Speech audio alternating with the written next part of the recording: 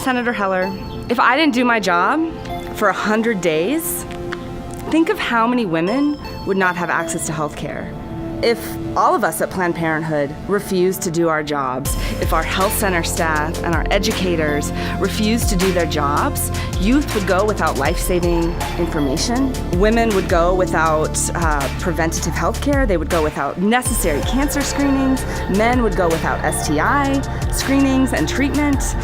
People would go without really important health care, and that's unacceptable. I don't see how you, as a senator, can get away with not doing your job for 100 days. The rest of us go to work every day. I go to work every day to make sure that women have access to health care. Senator Heller, do your job.